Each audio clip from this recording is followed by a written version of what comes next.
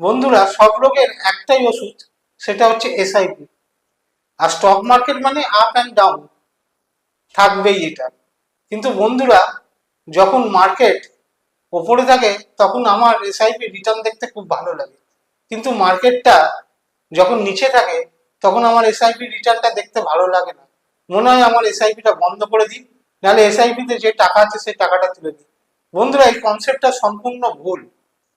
এই প্রশ্নটাই কয়েকদিন আগে আমার বন্ধুরা আমাকে করেছিল যে এই কারেকশন মার্কেটে আমি কি আমার এসআইপিটা চালু রাখবো, এসআইপির যা ইনভেস্টমেন্ট আছে সেটাকে তুলে নেবো, মার্কেটটা আবার যখন উপরে উঠবে তখন নতুন করে ইনভেস্টমেন্ট করব। কিন্তু বন্ধুরা, হোয়াইট অফ মিউচুয়াল ফান্ডের একটা সমীক্ষায় একটা গুরুত্বপূর্ণ তথ্য আমাদের হাতে উঠে এসছে। সেটা হলো, কোনো এসআইপি যদি শুরুর 5 বছর 8% কম রিটার্ন জেনারেট করে, পরবর্তী 5 বছরে সেই এসআইপিটা, অর্থাৎ টোটাল 10 বছরে সেই এসআইপিটা রিটার্ন জেনারেট করে 18.7%। আবার তেমনি উল্টো দিকে, যদি কোনো এসআইপি শুরুর প্রথম 5 বছর যদি 8%-এর ওপর রিটার্ন জেনারেট করে, পরবর্তী 5 বছরে সেই এসআইপিটা, অর্থাৎ টোটাল 10 বছরে রিটার্ন জেনারেট করে সেই এসআইপিটা 14.9%।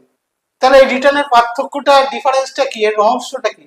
এর রহস্য বন্ধুরা একটাই, যে এসআইপিটা প্রথম 5 বছরে 8%-এর থেকে কম রিটার্ন জেনারেট করেছিল, সেই এসআইপিটাই ওই ফলিং মার্কেটে বেশি করে ইউনিটটা পারচেস করেছিল। আর ওই ফলিং মার্কেটের ইউনিটগুলোকেই তাকে পরবর্তীকালে বেশি রিটার্ন বানাতে সাহায্য করেছে।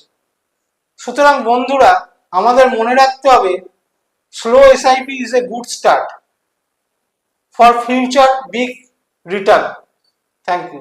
Mutual fund investments are subject to market risk. Please read the offer document carefully before investing.